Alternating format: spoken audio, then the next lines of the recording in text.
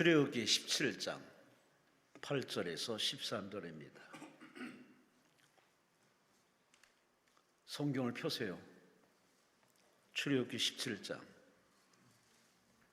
8절로 13절.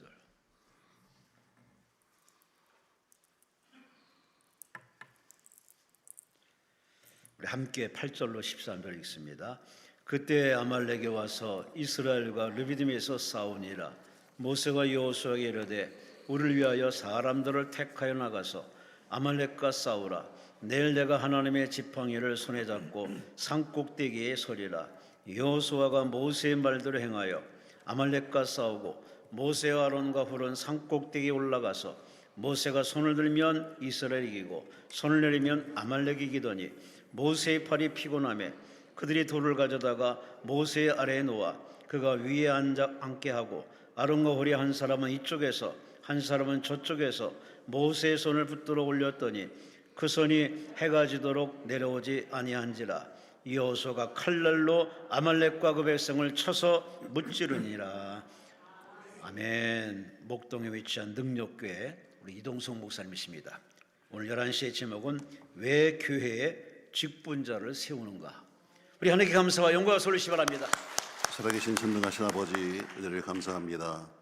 새봄에 오늘도 성전에 올라와 예배하는 모든 분들을 기억하시며 우리 여러 가지 일을 맡기셨는데 맡긴 일을 잘 감당하여 하늘의 별을 가시도록 축복하여 주시옵소서.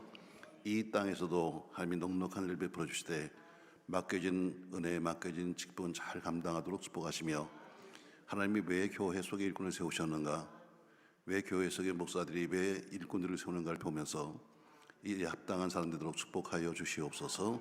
예수님의 이름으로 기도합니다. 아멘. 할렐루야. 많이 힘드시죠 여러분? 이런 찬양 하나 할까요 여러분? 당신이 지쳐서 기도할 수 없고 눈물이 흘리면서 흘러내릴 때 우리 뭐 해야 한다? 기도해야 한다. 나라가 어려울 때 기도해야 되고 세계가 어려울 때 기도해야 되고 아메리카까지 할 거니까 언제 뭐 해야 된다고요? 기도해야 된다. 자, 우리 찬양 하나 하고 말씀해 주시던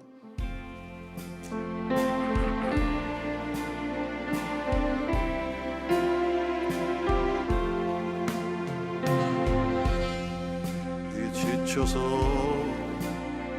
기도할 수 없고 눈물이 빗물처럼 다시 한번 해요. 당신이 지쳐서 당신이 지쳐서 기도할 수 없고 눈물이 빗물처럼 흘러내릴 때 주님은 아시네. 당신의 약함을 사랑으로 돌봐주시네.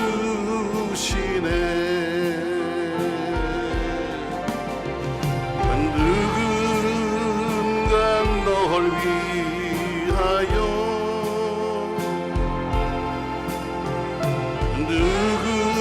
누군가 기도하네.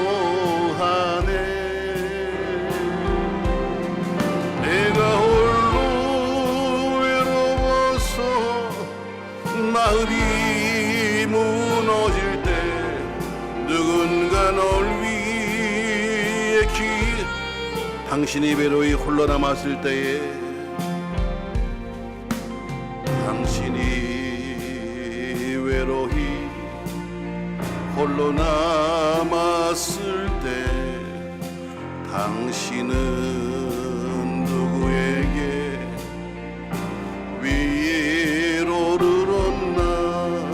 주님은 아시네. 당신의 마음을 그대 홀로 잊지 못함을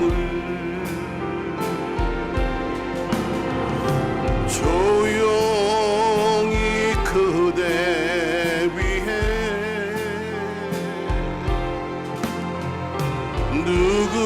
누군가 기도하네.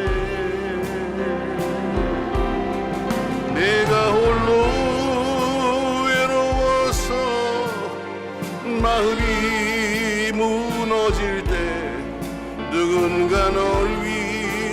다시 한번 이절합니다. 당신이 외로이 홀로 남았을 때 주님은 계시잖아요.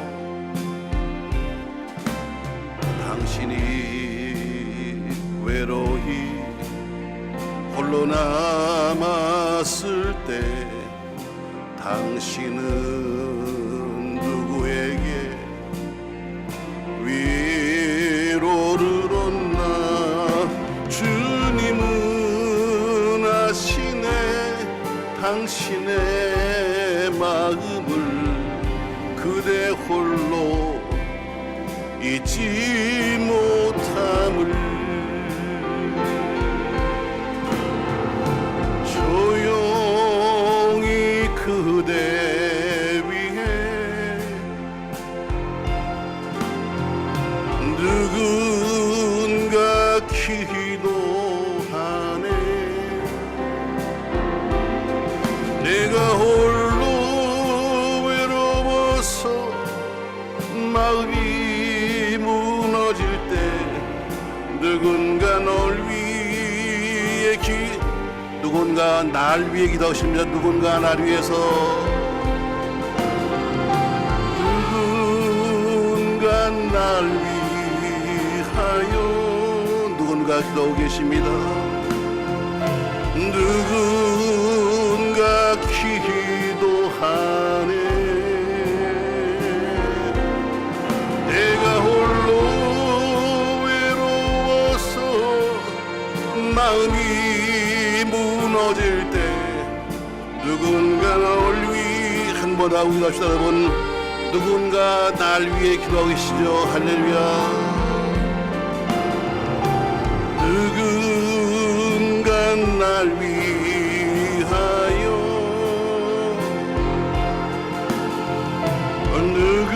누군가 기도하네. 내가 홀로 외로워서 마음이 무너질 때 누군가 날 위해 다시 한번요. 주님이 날 위해서 주님이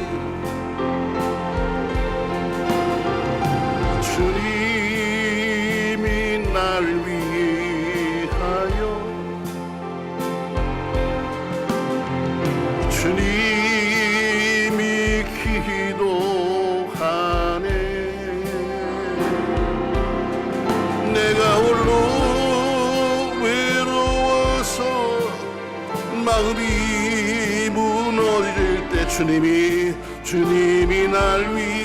다 같이 한번 기도하겠습니다. 주님, 이 시간 우리 위해서 다 같이 통성으로 한번 기도합니다. 주여, 주님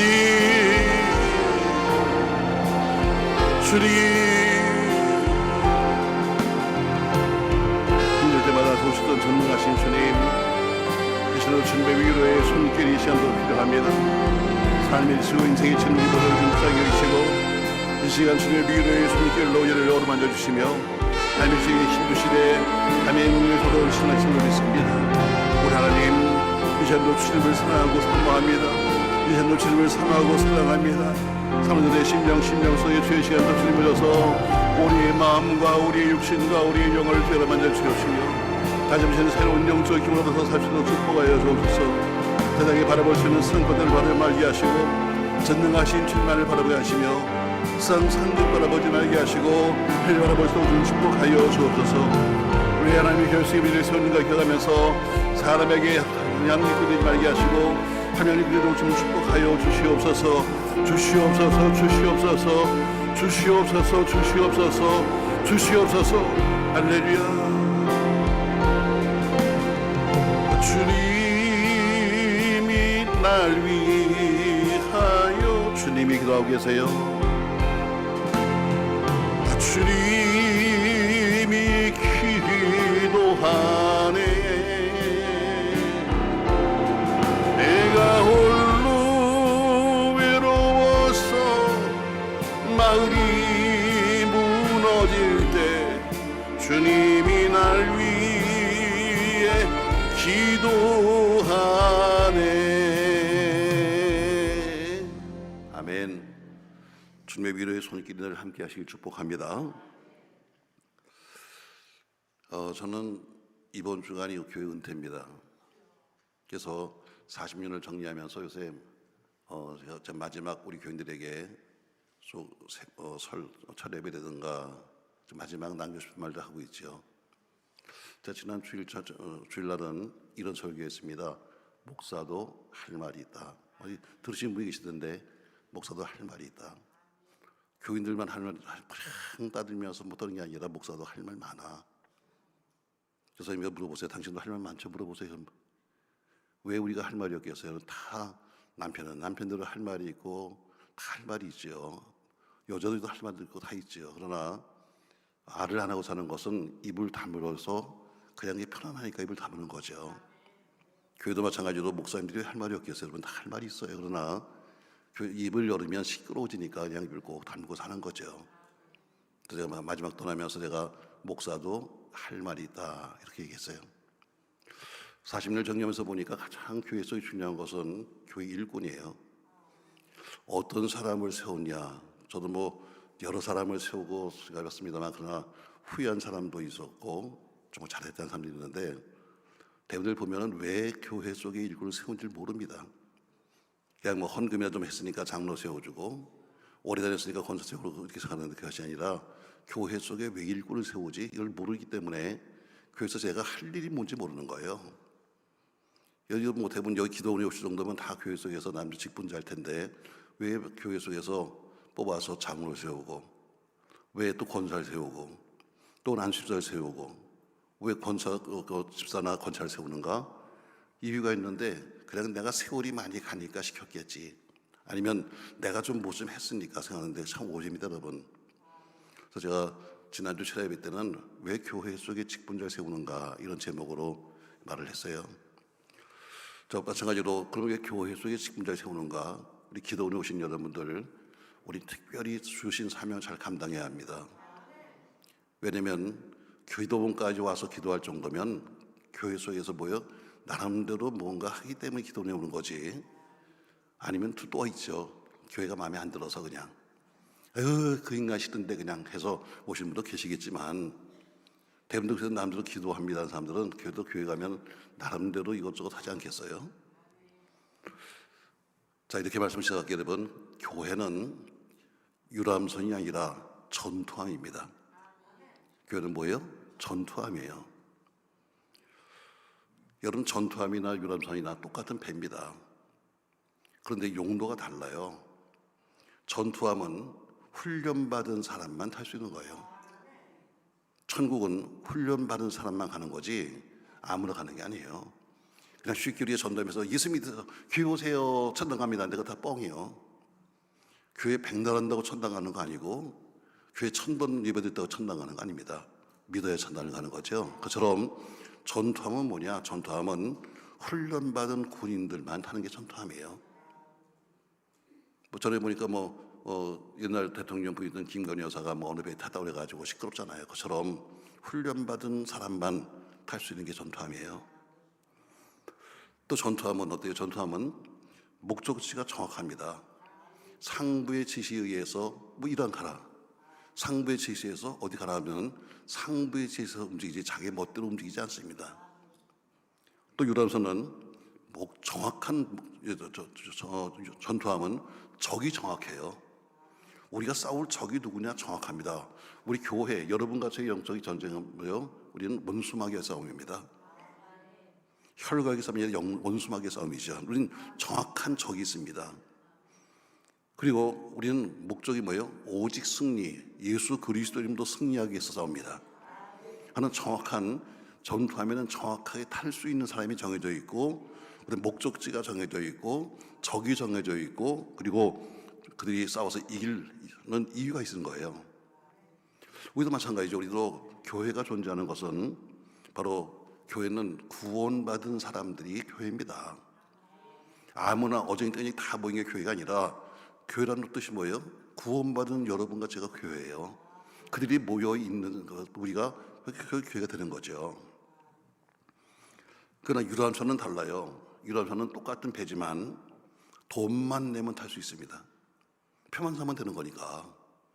탈 수 있는 사람이 다른 거예요. 전투함은 훈련받은 군인이 타지만 유람선은 아무나 타면 되는 거예요. 또 목적지도 어때요? 돈 낸 사람이 가자면 가는 거예요. 자, 낚싯배 탔는데 이쪽으로 갑시다 하면 가는 거고, 돈 낸 사람에서 움직이는 거예요. 또 서로가 어때요? 같은 마음, 같이 어디 놀러 가자, 낚시 가자 하는 마음만 맞으면 한편 되는 거예요. 적이 따로 없습니다. 그냥 마음만 맞으면 한편 되는 거예요. 그리고 오직 목적은 하나예요. 즐기자는 거예요. 교회는 유람선이 아닙니다. 교회는 전투함입니다. 우리가 다니는 교회는 영적 전투하는 곳이지, 모여서 놀고 먹고 뭐 어디 다니고 하는 여러분, 그런 유람선이 아닙니다. 그러나 전투함으로 만들었지만 그러나 유람선으로 개조하는 경우는 많이 있습니다. 하와이나 혹은 여러분 과거에 전쟁지에 가면은 전투함인데 어디에 다 가라앉은 것들 개조해서 유람선처럼 쓰고 있습니다. 간단해요. 무기만 떼내면 되니까. 그러나 유람선을 전투함을 만드는 건 쉽지 않습니다. 만든 목적이 유람선이었기 때문에 거기다 다시 무기를 채우고 그다음에 훈련을 시키고 하는 것은 쉽지 않습니다. 그처럼 교회가 한번 전투하면서 유람선처럼 바뀌어버리면 다시 그 교회를 세우기는 쉽지 않습니다. 쉽게 말하면 놀자 먹자 맨날 하던 교회가 새롭게 영적으로 거듭난다는 것은 매우 힘든 과정이 있어야 되는 겁니다.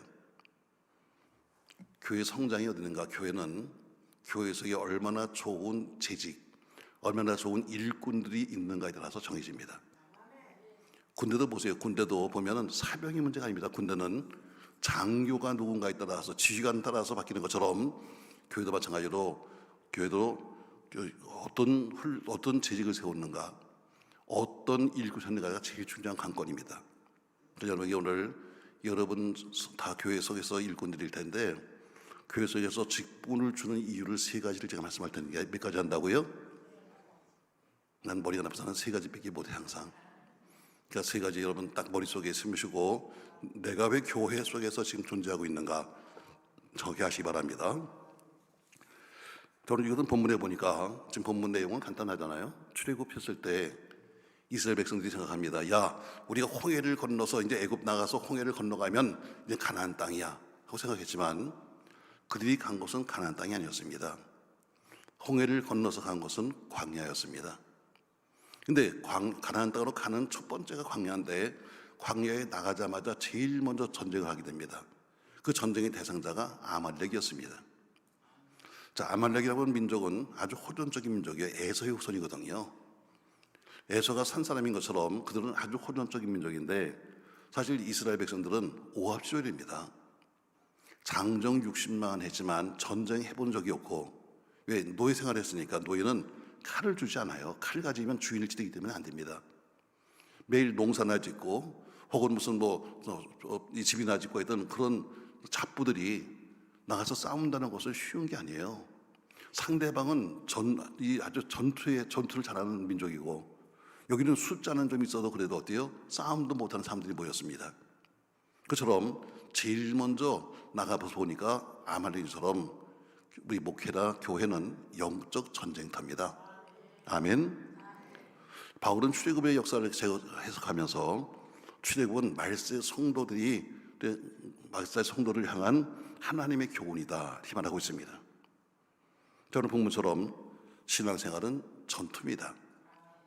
전투는 정확해요. 이긴 자와 진 자가 나오는 겁니다. 근데 전쟁에 이기려면 제일 중요한 것이 뭐냐면 상대방의 전법을 알아야 합니다. 상대방이 어떻게 싸우는 전법을 알아야 이길 수 있는 거죠. 자, 그러면 오늘 성경에는 정확하게 아말렉의 전법이 나와 있습니다.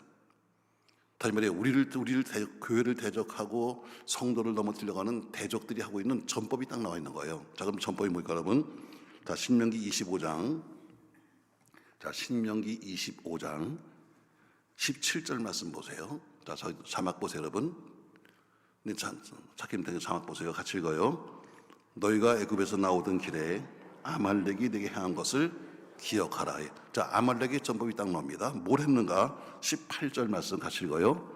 곧 그들이 너를 길에서 만나 내가 피곤할 때에 내 뒤에 떨어진 약한 자들을 쳤고 하나님을 두려워하지 아니했다. 자, 뭐라고 말하는가? 자, 아말렉이 지금 와서 전법을 갖고 왔는데 전법이 뭐냐면 네가 피곤할 때랍니다. 피곤할 때. 언제 사단이 역사하는가? 교회가 피곤할 때. 언제 사단이 역사하는가? 여러분과 제가 영육간에 피곤할 때, 뭔가 좀 지치고 힘들고 그리고 뭔가 하기 싫을 때, 이렇게 피곤할 때 역사합니다. 사람이 지치면 어때요? 아유, 좀 쉬고 싶어. 쉬고 싶은 그 마음속에 딱 와서 건드리는 거예요. 저는 우리 교회 속에서 이런 얘기가 있습니다. 지금이 우리는 이제 40년 목회하다가 이제 후임자가 오는 이런 과정 속에서 분명히 역사할 것이다. 그런 항상 틈새를 노립니다. 근데 틈새가 뭐냐면 너희가 피곤할 때, 교회가 여러 가지 건축을 했다 뭐 했다 해서 피곤하고 할 때, 바로 그때가 사단이 역사할 때입니다. 그럼 어떻게 역사하는가? 누굴 통해 역사하는가? 다시 말씀 보세요. 18절. 곧 그들이 너를 길에서 만나 네가 피곤할 때 내 뒤에 떨어진 약한 자들 했어요. 내 뒤에 떨어진 약한 자들 한 것처럼 항상 낙오자가 있어요. 낙오자를 건드리는 거예요. 뒤에 떨어진 약한 자, 뒤에 떨어진 낙오자를 통해서 시험거리를 주고 있는 거예요.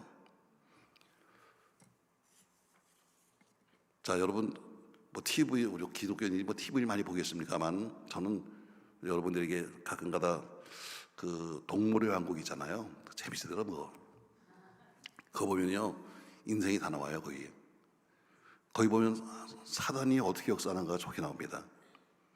여러분, 아무리 약한 짐승이랄지라도, 사슴이니 또 혹은 이렇게 약한 짐승이랄지라도 무리를 지어갈 때는 어떤 짐승도 맞지 못합니다. 아무리 사자, 아무리 큰 짐승도 정면에서 그들을 치는 법이 없어요. 그들이 무리를 지어갈 때는 항상 어때요? 건드리지 못해. 근데 옆에서 가만히 보고 있다 보면은 그 중에 꼭 몇 마리가 밖으로 나온다. 가는 무리가 있는데 거기서 몇 마리가 쭉 빠져나와서 지들끼리 놀고 앉아 있어요. 요거는 정확히 죽는 거예요. 신앙생활도 마찬가지예요. 여러분, 같이 가는 거예요. 공동체와 같이 가지 아니하고 자기 몇 길이 몇 서에서 집사님 권사님 몰려다니면 요게 바로 뭐냐면 바로 사단이 건드리는 시험거리예요. 우리 성경 정확히 말합니다. 자, 언제 피곤할 때에 누구를 바로 약한다, 무리에서 떨어진 약한 자, 낙오자, 신앙의 낙오자 혹은 어떤 공동체의 낙오자를 건드려서 그들로 하여금 넘어뜨린다는 거예요. 사단이 하와에게서 말합니다. 자, 하와가 어때요? 여러분, 성경 분명히 뱀이 간교함을 이렇게 한 것처럼 뱀의 성격이 간교한데, 간교한 성격을 사단이 이용해서 와서 간교하게 하와에게 말을 붙이는 거예요.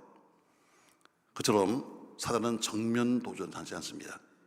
항상 낙오된 떨어진 몇몇 사람, 항상 교회에서 불평하고 있는 몇몇 사람, 항상 입만 열으면 그냥 뒤에서 다른 짓 하고 있는 그 사람이 바로 사단의 도구가 되는 겁니다.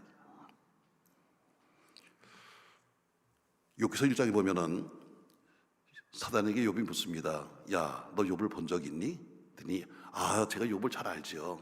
야, 나는 욥 같은 사람 좀 본 적이 없다 했더니 뭐라고 그래요? 아이고, 그런 얘기 하지 마세요. 욥이요, 별거 아니에요 하고 말하는 것처럼 뭔가 지금 사단은 어때요? 그 사람이 약점을 알고 있는 거예요. 그러니까 우리가 그 약점을 보완하려면 뭐예요? 우리가 신앙으로 무장해야 되잖아요.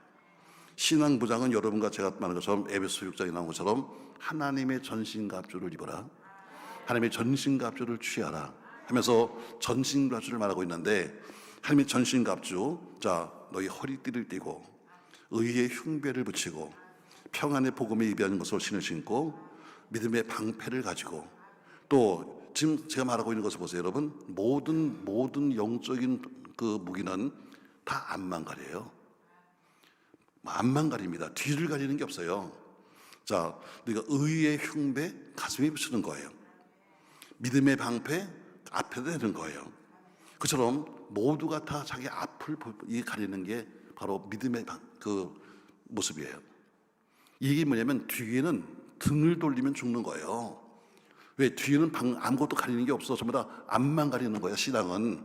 그것처럼 뭐예요? 신앙생활은 뒤돌아가면 죽는 거예요. 예수께 등 돌리면 죽는 겁니다. 여러분, 살인은 교회에 등 돌리면 죽는 거예요. 목사님께 등 돌리지 마세요, 여러분.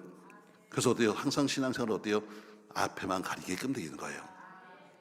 영적 전쟁하려면 어떻게 혼자 안 돼요.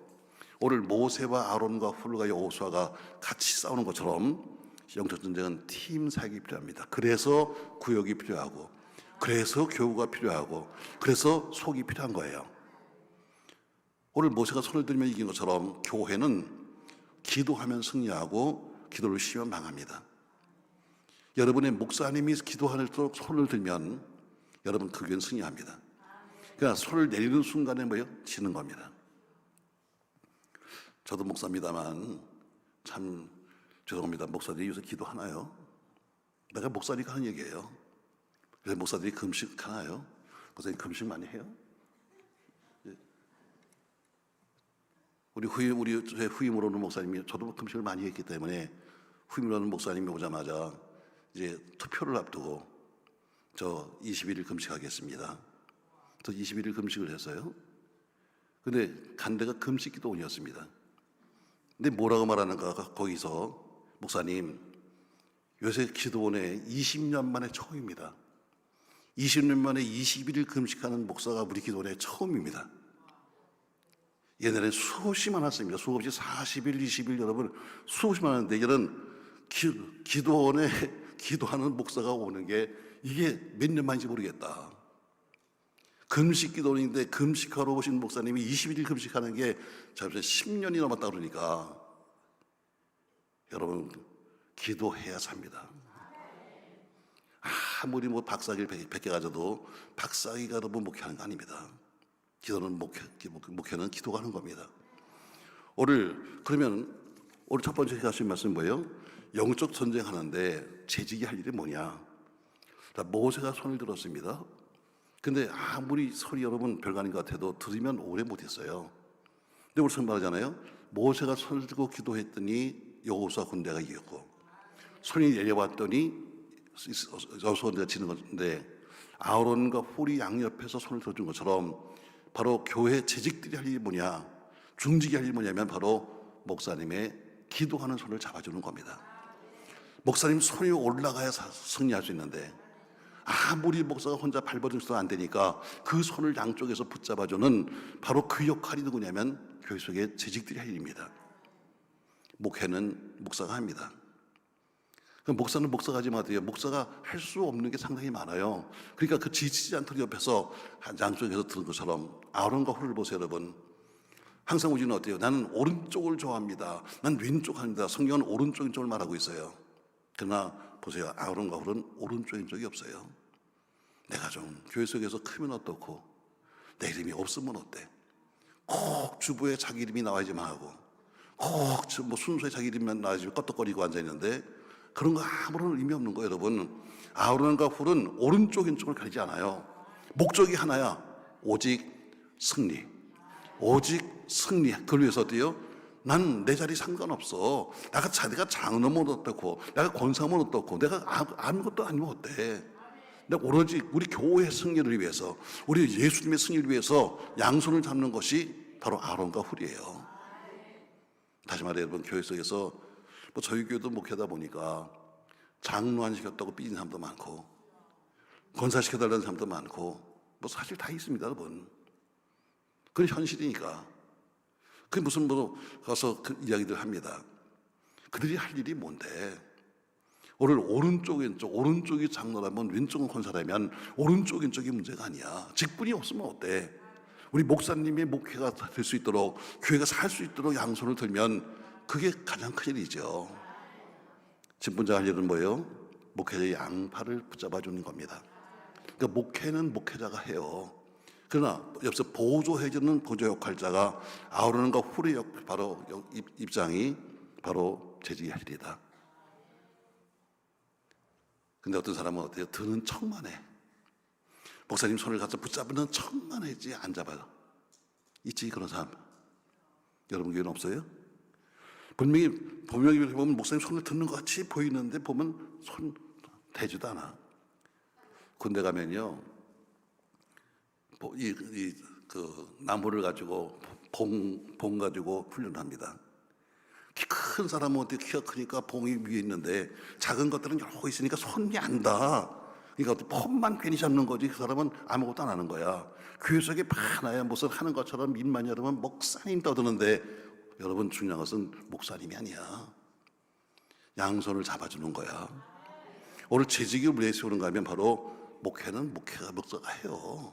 그러나 그들이 손이 내려오지 않도록 양손을 붙잡아주는 것이 바로 아론과 홀의 역할이 재직의 역할입니다. 아멘.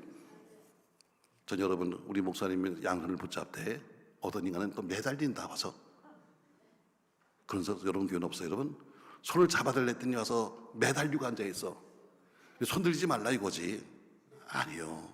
의외로 많습니다. 교회 속에. 저는 이제 어쨌든 이 현직 목회를 이제 정리하는 입장이니까 보면 많습니다. 껍데기는 어서요 드는 척하는데 와서 막 매달려서 어떻게 한 저 목사를 끌어내릴까, 어떻게 한 저 목사에게 흠을 내가 하는 사람 많습니다. 물론 여기는 없겠지만. 바로 다시 말해 여러분 출애굽기에 보니까 모세가 손을 든즉 그처럼 목회는 목사가 해요. 그러나 양손이 내려오지 않도록 붙잡아주는 동력자, 바로 보조 역할 자가 바로 여러분이고 또 그리고 재직들이 할 일입니다. 아멘. 아멘. 자, 두 번째로 왜 교회 속에 일꾼을 세우는가? 민수기 11장 4절 이하에는 이렇게 말씀하고 있습니다. 자, 우리 자막이 나왔으니까 한번 같이 읽어보겠어요. 4절. 그들 중에 섞여 사는 다른 인종들이 탐욕을 품에 이스라엘 자손도 다시 울며 이르되 누가 우리에게 고기를 주어 먹게 하랴. 자, 4절에 보니까 그들 중에 섞여 사는 다른 인종이 있었다 그래요. 여러분 장정 60만 명이 나왔는데 그 중에 이스라엘 백성만 있는 게 아니에요. 함께 애굽 땅에서 같이 살던 사람, 그 애굽 땅에서 같이 있던 인종들도 따라오는 사람이 있었어요. 그러니까 그들이 뭐냐면 섞여 사는 무리, 여러분 잡종이에요. 순종은 이스라엘 사람이라면 그 사람은 잡종들이에요. 근데 자, 그들 중에 섞여 사는 다른 인종들이 뭘 품었다? 탐욕을 품었다 그럽니다. 자, 탐욕을 품었어요. 그러면서 그들이 불평을 시작합니다. 그러니까 오늘 그들이 울면서 무슨 탐욕스러운 말을 하니까 그 말을 들은 이스라엘 백성들이 와서 울면서 모세에 가서 말합니다. 모세야, 모세야, 우리 누가 우리한테 고기를 주겠니? 하면서 말합니다. 자, 우리 5절 말씀 다시 보겠습니다. 같이 읽어요. 우리가 애굽에 있을 때에는 값없이 생선과 오이와 참외와 부추와 파와 마늘들을 먹은 것이 생각나거늘. 6절. 이제는 우리의 기력이다 하여 이 만나 외에는 보이는 것이 아무것도 없도다 하니. 자, 여기까지 보시죠 여러분. 자, 오늘 불평을 시작합니다. 불평은 누가 했어요? 잡종이 했어요. 섞여 사는 잡종들이 불평을 합니다. 여러분 교회 속에서 다 불평하는 인간들은 잡종이에요. 신앙의 잡종들이 앉아갖고 어때요? 그냥 불평하는데 불평하는 내용이 뭐냐? 내용은 간단해요. 자, 오늘 신앙의 잡종은 뭐냐면요, 영적으로 거듭나지 못한 자가 잡종이에요. 교회 속에 같이 있지만 알곡과 가지가 같이 있지만 한 밭에 같이 있어요. 여러분은 알곡이라면 왜 거듭나지 못한 것들은 가라지야. 근데 그 영적으로 거듭나지 못한 가라지들이 자꾸 불평을 해요. 근데 그 불평하는 내용을 보세요. 내용이 뭐냐면은, 야, 고기 못 먹어서 죽겠다. 아유, 고기 먹고 싶어 죽겠다. 그래서 불평을 합니다. 그러면서 뭐라고 말하는가 이렇게 말합니다. 자, 5절에 보니까 우리가 애굽에 있을 때는 값없이 생선과 오이와 참외와 부추와 파와 마늘을 먹은 것이 생각난다. 여러분 저기 말하고 있는 보세요. 생선과 오이와 참외와 부추와 파와 마늘이 뭔지 아세요? 정력제야. 다 정력제. 여러분 오늘 그들이 보니까 고기 못 먹어서 참 미치겠네. 옛날에 말이지 하면서 거짓말을 시작합니다. 값없이 먹었대. 자, 이스라엘 백성들이 값없이 했어요? 노예 생활했어요. 쎄빠르게 고생하고 매 맞고 그러면서 저 먹은 거예요. 근데 뭐라고 거짓말 하냐면, 선동하냐면은, 우리 거기서는 값없이 저렇게 좋은 걸 먹었는데 지금은 못 먹잖아. 이러다가 기력이 상해서 정력도 떨어지네. 이게 하고 앉아 있는 거예요. 이게 바로 잡종들이에요. 그러니까 잡종의 특징이 여러분의 교회 속에, 아니 우리가 내가 지금 순종인가 잡종인가 알 수 있는 비결이 있어요. 한번 여러분 보세요. 여러분, 자, 나는 순종인가 잡종인가. 첫 번째, 잡종은 불평이 많아. 뭐가 많다고요? 불평. 자, 우리 김 목사님이 항상 마지막에 가서 그래요. 밥 먹을 때, 식사할 때 여러분 불평하지 말고 잘 먹으면 소화도 잘 되고 뭐 그 얘기 하시죠? 참 불평하는 것들은 뭐예요? 잡종이에요. 잡종. 잡종의 특징이 맨날 무슨 뭐 반찬이 이러니 무슨 뭐가 이러니 먹는 것도 감사하지. 금식 기도원에서. 자, 첫 번째 불평을 좀 좋아해요. 자, 두 번째 보면 어때요? 4절에 보니까 울기는 잡종이 오는, 그래서 말은 잡종이 있는데 울기는 순종이 울어. 이건 교회에서 보면 정말 그렇습니다. 여러분, 불평한 것들은 나타나지 않아요. 뒤에서만 싹 불평하고 자기는 쏙 빠져버리고 앞에 있는 교인들이 와서 괜히 울면서 목사님 어떻게 하면 좋아요? 어떻게 하면 좋아요? 우는 것들은 순종이고 잡종들은 어디 가서 뒤에 앉아서 딴짓하고 앉아있어. 그러면 끄떡끄떡거려 봐. 내 말이 틀리면. 나도 뭐 한 교회 40년을 뭐 교회를 보면 모르겠어요. 순종이 잡종이 모르겠어요. 여러분, 뒤에서 그냥 불평한 것들은 나타나지 않아요. 그리고 순종이 나와서 이렇게 말합니다. 목사님, 남들이 그러는 데 있잖아요. 누가 그러는 데 있잖아요 하면서 꼭 이렇게 전해. 지가 울면서. 그러니까 불평은 뭐예요? 불평은 잡종이 하고 우는 건 순종이 운다. 그래서 어떻게 결국 남을 독려시킵니다. 독려. 성경에는 우리 양과 염소를 위해 양과 염소. 양과 염소. 여러분, 양과 염소는 아주 다르잖아요. 특징이 있더라고요. 여러분, 양이란 것은 어때요? 양은 그냥 알다시피 양은 주인을 따라갑니다. 주인이 따라와 하면 따라갑니다. 양은 또 눈이 굉장히 나빠요. 멀리 보지 못합니다. 아주 근시해요. 그래서 앞에 있는 양의 엉덩이 못 따라가는 거예요. 그러니까 앞에 있는 양이 똑바로 가면 똑바른 길을 가는 거예요. 근데 앞에 있는 양이 딴 길을 가면 얘는 모르니까 따라가는 거죠. 제가 대청도에 붕에 갔는데요. 대청도에. 거기 다 뭐 배를 타니까 낮에는 집회가 없어요. 새벽하고 밤만 하거든요. 뭐 특별하게 뭐 거기 뭐 숙소가 따르게 없으니까 그냥 목사님 사택에서 강사가 잠을 잡니다. 낮에 집회가 없으니까 목사님이 사모님하고 나가시면서 점심 지나고 나서 목사님 우리 신방 좀 다녀올게요. 아 그러세요? 나 혼자 있습니다. 가면서 목사님 부탁하더라고요. 근데 목사님 저희가 좀 늦을지 모르니까 좀 문 앞에 저 염소 있잖아요. 염소 보니까 조금해요. 뭐 강아지만 해. 저 염소가 일단 몇 시 되면 좀 안에는 좀 넣어주세요. 라고. 그래서 다녀오세요. 그거 뭐 조그만 건데 뭐 그까지 그 강아지 같은 건데 뭐 걱정을 다녀오세요. 제가 시간이 돼가지고 이제 가서 염소를 갖다가 야 들어가자. 안 들어가. 그래서 아무도 없으니까 뭐 누가 볼 거야. 그래서 꽃비를 갖다가 그냥 끌어당겼어요. 그랬더니 어디요? 더 안 가. 앞으로 발을 탁 치더니 이제 죽어도 안 가요. 끌려가도 안 가요. 제가 포기했어요. 근데 나중에 목사님이 오시더니 얘가 왜 아직도 여기 있어요? 그래서 저 말 안 들어요. 끌어도 안 가고 달래도 안 가고 안 가니까 얘가 왜 안 가요? 그러더니 가서 뭐라고 그러니까 쑥 들어가더라고 얘가. 그래서 물어봤어요. 도대체 얘가 어떻게 된 거냐? 그러니까 염소는 특징이 있어요. 염소는요 끌으면 안 가. 뒤에서 네가 잘났다. 네가 최고야. 이래야지 가. 신앙도 똑같더라고요. 신앙도 앞에서 뭐 갑시다 하면 죽어도 안 가. 그랬대요. 그래 네가 대장해. 너 구역장해. 너 권세해. 이러면 다 서서 나 별짓을 하죠. 여러분 이러면 딱 생각이 날 거야. 누군지 그런 인간이 있지. 염소는요 뒤에서 밀어야 가지 앞에서 끌어서는 안 가는 거예요. 그냥 뭐 집에 뭐 좀 세워주고 주보에 이름 좀 실어주고 잘났다고 칭찬을 해주고 반에서 사맥이면 일하는데 앞에서 끌면 죽어도 안 가. 나 그때 배웠어요. 맞아요 여러분. 신앙은 어때요? 남을 독려시키는 것이 바로 이 잡종이에요. 잡종은 선동을 좋아하고 표현은 순종들이 합니다. 아까 말한 것처럼 뭐라고 거짓말 하잖아요. 우리가 애굽에서는 값없이 먹었는데 무슨 거짓말이야. 죽도록 터지면서 먹었는데 잡종들은 거짓말을 잘합니다. 그래서 맨 거짓말을 만들어내고 없는 말만 내고 다 잡종들이 하는 짓이에요. 자, 또 그들이 지금 뭐요? 말하는 그 음식들이 뭐요? 생선, 파, 부추, 마늘.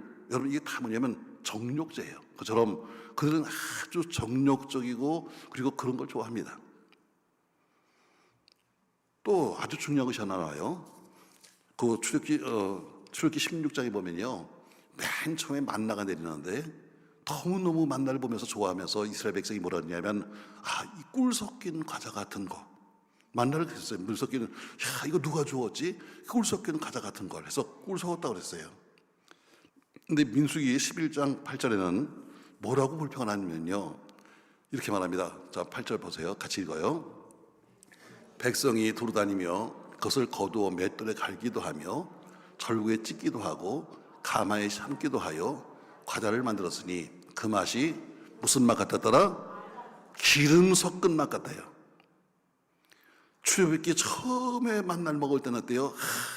너무너무 맛있어서 꿀 섞인 과자 같다고 그랬는데 이제는 입맛이 변했어요. 여러분, 하나님이 뭘로 바꿨어요? 밀가루를 바꿨어요? 설탕을 바꿨어요? 뭘 바꿨어요? 아무것도 안 바꿔서 다 그대로예요. 똑같은 은혜를 받으면서도 어때요? 처음에는 은혜로워. 우리 목사님 뭐 했는데 어때요? 지금은 아유 또 하네. 아유 또 여기네. 왜? 꿀 섞인 과자에서 기름 섞인 과자로 바뀌는 거예요. 이게 뭐예요? 은혜를 변질시키는 거예요. 잡종은 은혜를 변질시킵니다. 은혜를 변질시켜요. 하나님의 은혜를 어때요? 자꾸 변질시키고 있습니다. 여러분도 한겨울에 다니시면 많이 느낄 거예요. 어느 날 목사님 설교가 참 은혜로웠는데 점령하면서 목사님 설교가 기준이 짧으니 하고 이러지 마세요, 여러분. 그건 목사는 늘 똑같아. 여러분이 바뀐 거야. 입맛이. 왜 아멘을 안 해? 처음에 먹을 때는 정말 은혜롭다는 데요. 근데 늘 그걸 듣다 보니까 은혜라는 걸 모르는 거지. 또 그 얘기네. 또 그 얘기네. 여러분, 원료가 하나밖에 없어. 이것밖에. 그 원료가 하나밖에 없는데 뭘 어떻게 더 만들어? 저도 참 감사한 거는 그거예요. 저도 한 교회 40년을 있었으니까 우리 교인들이 어떤 사람은 39년 된 사람도 있고 요새 처음 온 사람도 있잖아요. 한 40년 들은 사람은 내 설교를 다 외워. 뭐 그렇다고 뭐 목사가 뭐 딴짓 하나요? 무슨 뭐 이랬다 저랬다 하나, 그냥 늘 하던 것대로 하는 거지 뭐. 그럼 끝에 가면 다 결론이 똑같아. 근데 감사한 건요, 그래도 늘 교인들이 어때요? 처음 듣는 것처럼. 이게 너무 감사한 거야. 다 알면서도 모르는 척하고 또 더 주는 거. 여러분, 이게 은혜야. 맨날 뭐 바꿔먹어서 은혜가 아니고 그걸 들어도 어때요? 그래도 그 속에서 또 찾아내는 것. 과거에 처음 먹었을 때 맛과 좀 다르다 할지라도 거기서 깊은 맛을 찾을 수 있는 것이 은혜예요. 근데 어때요? 처음에는 꿀 섞인 과자가 있었는데 이제는 기름 섞인 과자를 누가 주었지? 하고 원망하는 거예요. 은혜를 변질시키는 거예요. 누가? 잡종이 하는 짓이에요. 또 잡종은 특징이 하나 있습니다. 11장 10절에 보면 이렇게 나옵니다. 그들 모든 사람이 다 앉아서 울어요. 울면서 뭐 하는 거예요? 옛날 얘기하는 거예요. 애굽 땅에서는 이것도 먹었는데, 애굽 땅에서는 저것도 먹었는데 하면서 옛날 얘기하는 거예요. 잡종의 특징은 옛날 얘기를 좋아하는 거예요. 나 왕년에 금식했다. 나 왕년에 기도했다. 나 왕년에 무슨 헌신했다. 여러분, 신앙은 왕년이 소용없어. 오늘이 중요한 거지. 아멘. 오늘은 아무것도 안 하고서 속을 내면서 나 왕년에 기도했는데 여러분, 그게 무슨 소용이 있어요? 잡종의 특징은 뭐냐면 옛날 얘기 좋아해요. 우리 내가 옛날에 뭐 했는지 알아? 옛날에 그게 무슨 상관이 있는데. 신앙은 오늘이야. 아멘. 오늘이지 옛날 게 아니에요. 자, 교인들이 이렇게 하니까 모세가 뭐라고 말하는가? 민수기 10장 14절에 가면요, 모세가 이렇게 말합니다. 하나님, 나 책임이 너무 중해서 난 너 혼자 이 짐을 질 수 없습니다. 이렇게 말합니다. 여러분, 와서 교인들이 울고불고 하면서 목사님 힘들어요. 목사님 뭐 해주세요 하는데 모세가 하는 얘기예요. 하나님, 난 너무 짐이 무거워요. 그래서 이 무거운 짐을 내가 질 수 없습니다. 민수기 11장 14절에 가면 뭐라 하냐면, 하나님, 난 책임이 너무 커요. 그래서 난 혼자 감당할 수 없습니다 하면서 그가 책임이 너무 크다, 짐이 무겁다는 얘기합니다. 그래 여러분, 담임 목사는 책임도 많고 짐도 많아. 무한 책임이야, 무한 책임. 보세요 여러분, 자, 교회가 부흥한대요. 누구 책임이요? 왜 대답 안 해? 자, 교회가 부흥이 안 돼. 누구 책임이요? 누구? 아이고, 책에 있는 소리 하네. 그건 책에 있는 거고. 교회가 부흥 안 되면 목사 책임이지. 교회가 건축하려고 빚을 졌어요. 누구 책임이요? 왜 주유가 나와 거기서? 누구 책임이요? 교회가 빚을 졌는데? 목사 책임이요. 교회가 사고가 났어요. 누구 책임이요? 목사 책임이요. 교인끼리 쌈박질했어요. 누구 책임이요? 그것도 목사 책임이요. 교인이 돈 때문에 도망갔어요. 누구 책임이요? 그것도 목사 책임이다. 여러분, 목사는 무한 책임이에요. 무한 책임, 무한 책임. 언제 교인들 보고 돈 꿔주라고 시킨 적 있어? 없어요. 지들끼리 앉아서 뭐 언제는 뭐 형, 오빠, 뭐 언니 그러면서 돈 꿔주고 나서는 나중에 어때요? 도망가면 무슨 딴 얘기할 때는 꼭 목사가 나와. 자기들끼리 좋을 때는 뭐 별짓 다 하다가 문제 생기면 꼭 목사가 나와요. 건축하면 여러분 교회 지면 교회가 목사 거요? 아니에요 여러분. 근데 책임은 목사한테 와. 설교를 못해도 목사, 뭐를 못해도 목사란, 그래서 목사는 무한 책임입니다. 무한 책임. 오늘 지금 똑같은 얘기예요. 와서 어때요? 왜 만나가 맛이 바뀌었어요? 우는 것도 목사 책임이야. 오직한 모세가 뭐라 그러니까 하나님, 나 책임이 너무 무거워서요. 이 짐을 감당할 수 없어요. 그러면서 말합니다. 저 사람을 내가 낳습니까? 내 새끼입니까? 왜 나는 너무 짐이 무겁습니다 하면서 책임과 짐이 무겁다고 말하고 있어요. 그 하나님께서 어때요? 알았다 하면서 하나님께서 민수기 11장 17절에서 또 사람을 데리고 와. 70명의 사람을 뽑아갖고 와라. 70명의 장로를 데리고 와라. 내가 그들에게 내게 주었던 성령을 주어서, 내게 주었던 그 성령을 주어서 너와 함께 그 짐을 담당하게 하였다. 이게 바로 교회 속에 재직을 세우는 목적이에요. 목사 책임이 너무 많아. 목사 무거운 짐이 너무 많아. 그러니까 어떻게, 그러니까 이 짐을 나누시자고 세운 거예요. 당신은 장로가 되어서 좀 더 많이 져주고, 당신은 권사가 되어서 좀 이거 좀 해주고 해서 목사의 짐을 나누시자고 한 것이지 목사에게 짐이 되라고 세운 게 아닙니다. 근데 또 오히려 목사에게 짐 되는 사람이 더 많아. 오늘 전혀 왜 아멘 안 할까? 자기 얘기하지 않은 모양이야. 그래도 여러분, 저 목사에게 책임이 많습니다. 저에게 어떤 교인이 그래요. 목사님 제가 요새 기도하는 가운데 있잖아요. 하나님이 좋은 사람을 만나게 하셨어요. 누군데요?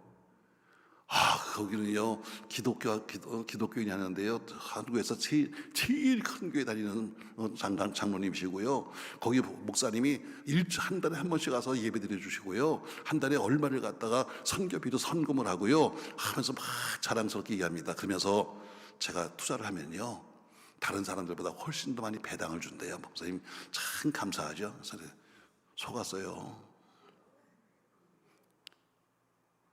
속았어요. 그러니 저한테 화를 내면서 목사님 목사가 돼가지고 세상에 그렇게 믿음이 없어야 하더니 다 뜯겼다. 그리고 시험은 누가 들어? 시험은 지가 들고 교회까지 흔들고 다녀. 난 돈 꿔주는 얘기 한 적 없어. 한번 따라합시다 여러분. 공짜 없다. 공짜 없어요 여러분. 무슨 여러분과 제가 뭐 특별히 뭐가 이뻐가지고 이 자리 더 준다고? 미쳤냐? 특별히 당신은 뭐 더 믿음이 좋은 것 같아서 뭐 좀 더 해준다고? 미쳤냐? 근데 그걸 믿고 다니는 거예요. 그러면서 어때요? 있는 거 다 갖다 집어넣고 나중에 시험 들어서 교회도 떠나. 난 시킨 적 없어. 자기가 다 결정하고 왔지. 목사는 무한 책임이에요. 그러니까 짐이 너무 무거운 거야. 책임이 너무 큰 거야. 그래서 하나님, 나 짐이 너무 무거워요. 나 책임이 너무 큽니다. 나 감당할 수가 없네 했더니 하나님이 그래. 너 그러면 너 가서 70명의 장로를 데리고 와라. 그 장로를 데리다가 오면은 내가 너에게 너와 함께 백성의 짐을 질 수 있도록 내가 그들에게 은혜 주고 성령 주어서 일시키겠다. 아멘. 참 교회 가면 여러 사람이 나옵니다. 지난번에 성남의 봉회 갔더니 말입니다. 이런 사람도 있더라고요. 자, 부흥회 시작했어요.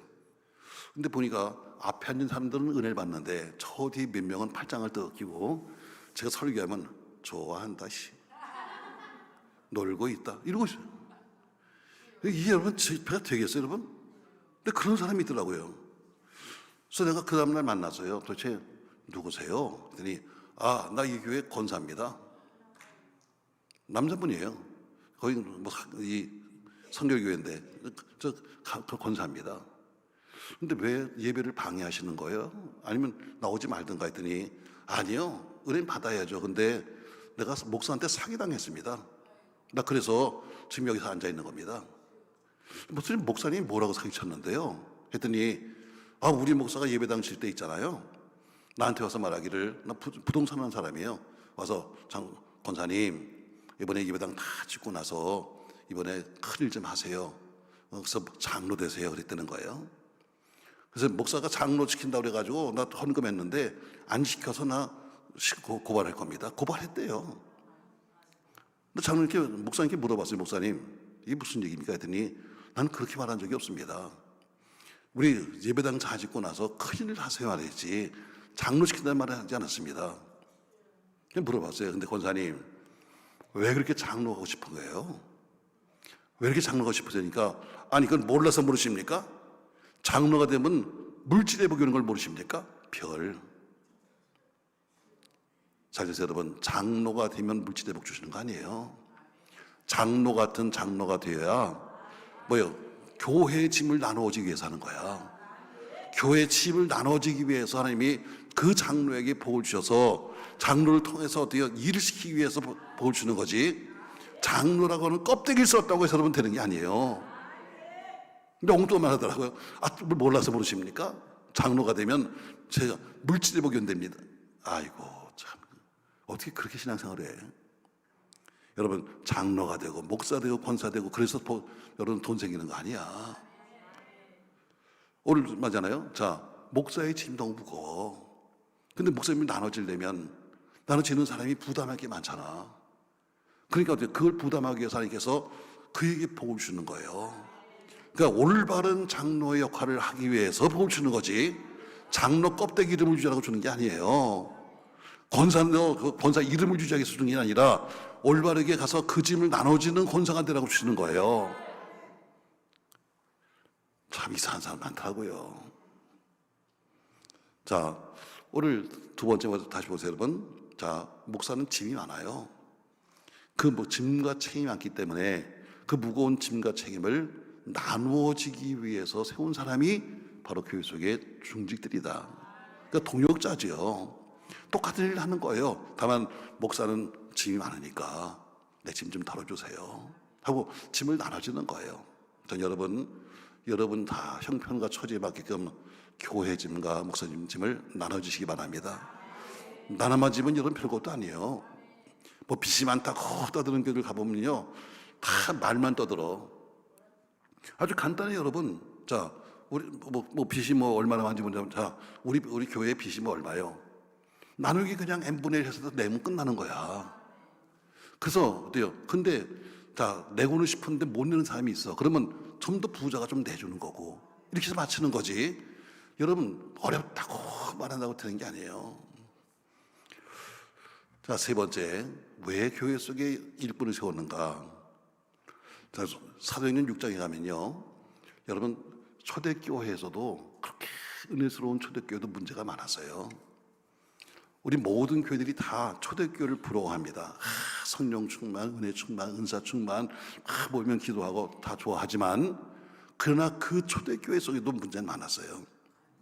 근데 그 생긴 문제 시작이 뭐냐면요 사도행전 6장에 보면은 자 이를 보세요. 그때 제자가 뭐했다? 많아졌다 그랬어요. 교회가 적을 때는 별 문제도 없어. 좀 더 사람이 모이서서 사람들이 모이기 시작하면 그때부터 문제가 생겨요.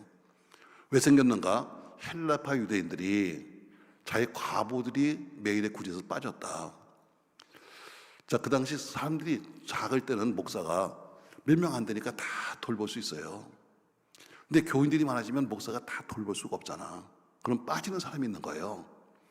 근데 빠지는 사람이 누구냐면 헬라파 유대인들이에요. 그들이 말합니다. 야, 우린 왜 빠뜨리는 거야? 그것 때문에 히브리파 유대인들과 더불어 서로 갈등이 생기는 거예요.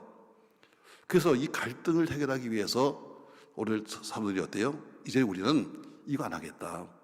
우리가 구제하고 선교하고 우리가 남 살펴주고 하는 것 우리가 하지 않고 우리는 오로지 목회만 하겠다. 기도하는 일과 말씀을 전하는 것만 하겠다. 그러니까 대신 이 일을 좀 해주세요 하고 지금 그때 7살 세운 것이 처음이었습니다.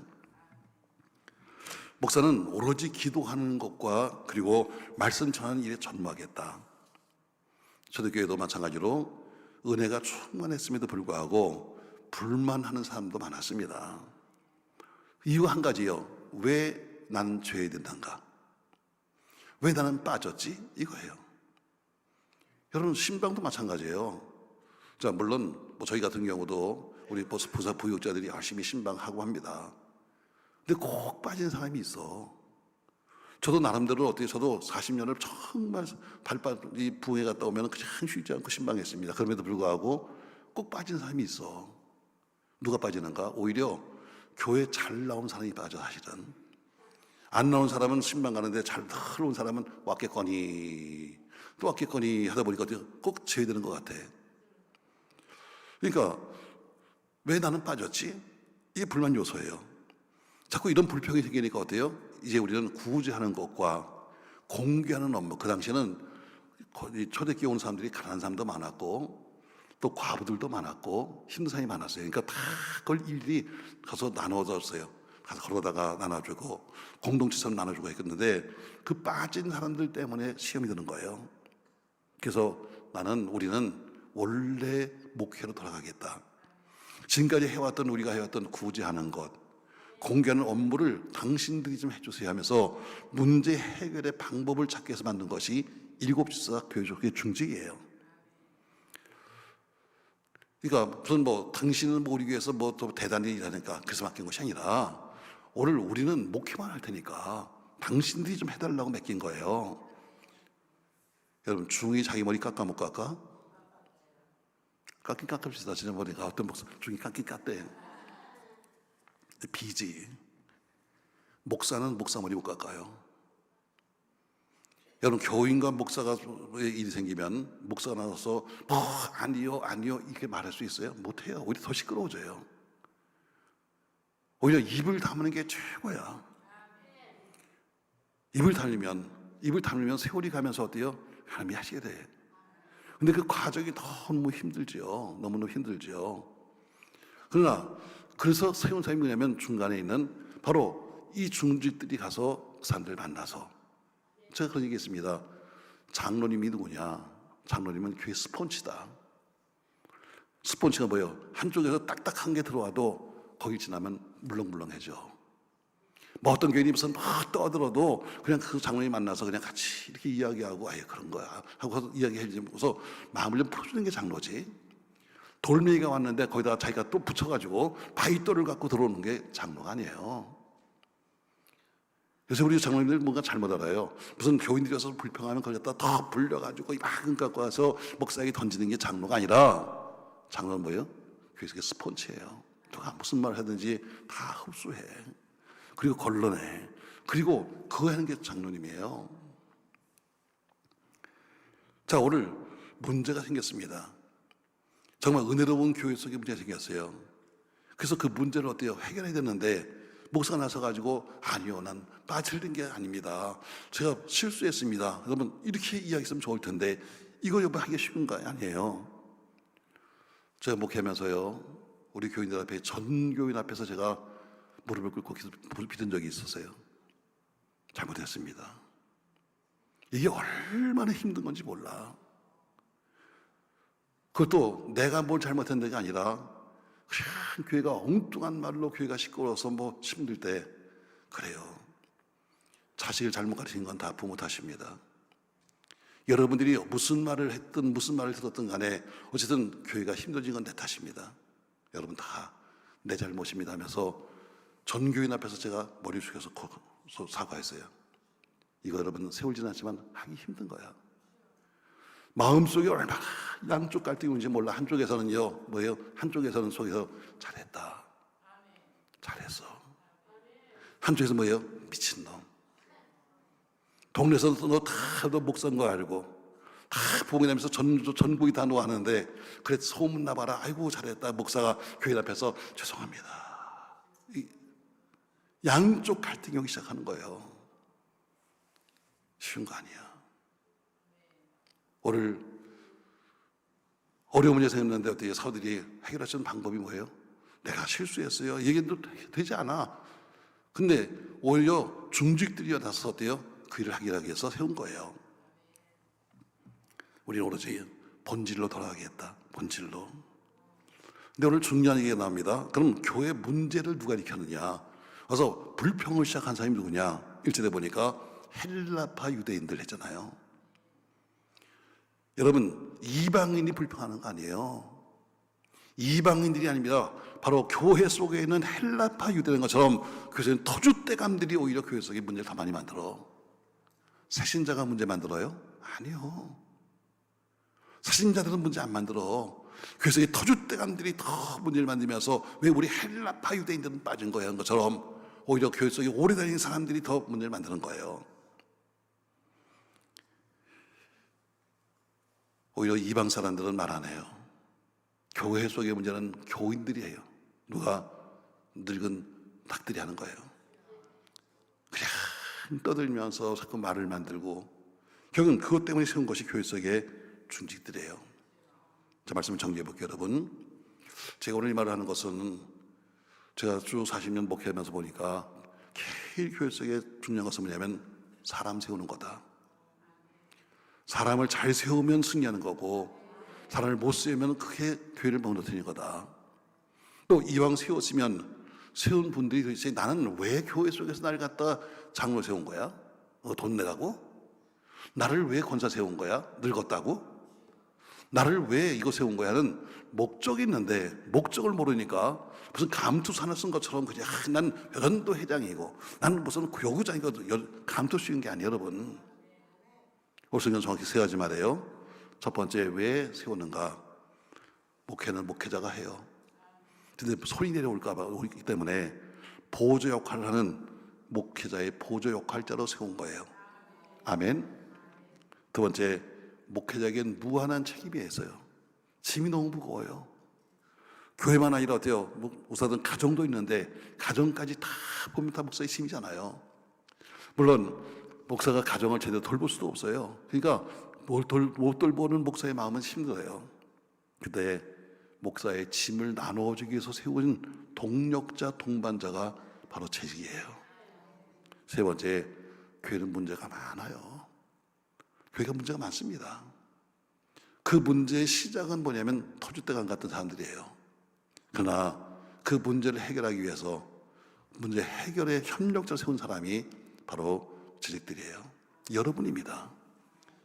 우리 기도원에 오신 여러분, 여러분 기도도 많이 하시지만 여러분 교회를 잘 섬기셔서 아무쪼록 여러분이 섬기는 교회가 날마다 부흥되고 성장될 뿐 아니라 여러분 목사님이 막 기분 좋게 목회할 수 있길 바라요.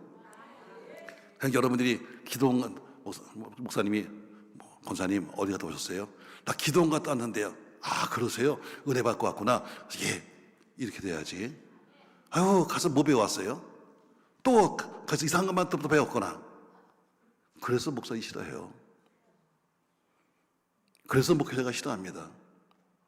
왜? 기도 나서 정말 배울 걸 배우고 기도할 거 기도하고 가야 되는데 그래서 엉뚱한 것만 가서 듣고 와서 하면 목사님들이 기도 가는 걸 좋아하지 않죠. 어디 갔다 왔어요? 나 강남기도 잘 갔다 왔네. 기도 많이 하고 오셨죠? 여러분 이렇게 돼야 되는 거야. 저 여러분 그것이 어디에요? 여러분이 살아가는 교회 속의 신앙생활 속에서 나오는 거예요. 좋은 일꾼 되십시오. 그래서 하늘의 별 같은 여러분 상급 받으시고 믿음으로 승리하길 바라면서, 왜 교회 속에 일꾼을 세웠는가? 목회자의 보조 역할자로 세웠다. 목사님이 짐을 나누어지는 동력자다. 세 번째는 문제 해결하는 협력자다 기억하면서 여러분 잘 감당해 주시기를 주님의 이름으로 부탁합니다. 어쨌든 좋든 싫든 간에 우리는 주님 오실 때까지 가야 됩니다. 전쟁은 마지막까지 가는 자가 승자지 중간에 죽어버리면 끝나는 거예요. 우리 마지막 찬양은 주님 다시 오실 때까지 부르고 기도 마칩시다. 여러분.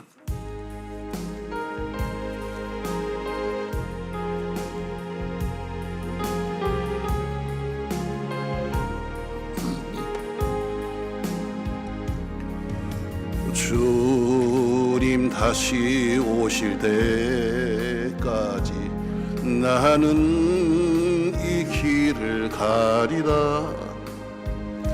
좁은 문 좁은 길 나의 십자가 지고 나의 가는 이 길 끝에서 나는 주님을 보리라. 영광의 내 주님 나를 맞아 주시리. 주님 다시 오실 때까지 나는 일어나 달려가리라. 주의 영광 온 땅 덮을 때 나는 일어나 노래하리. 내 사모하는 주님 온 세상 구주시라. 내 사모하는 주님 영광에 다시 한번 하고 기도합니다. 주님 다시 오실 때까지 우리는 가야 돼요. 주님 다시 오실 때까지 나는 이 길을 가리라. 좁은 문 좁은 길 나의 십자가 지고 나의 가는 이 길 끝에서 나는 주님을 보리라. 영광의 내 주님 나를 맞아 주시리. 주님 다시 오실 때까지 나는 일어나 달려가리라. 주의 영광 온 땅 덮을 때 나는 일어나 노래하리. 사모하는 주님 온 세상 구주시라. 내 사모하는 주님 영광에 두 손 들어 다 같이 내 사모하는 주님 내 사모하는 주님 온 세상 구주시라. 내 사모하는 주님 영광의 왕 다 같이 통성으로 기도합니다. 주여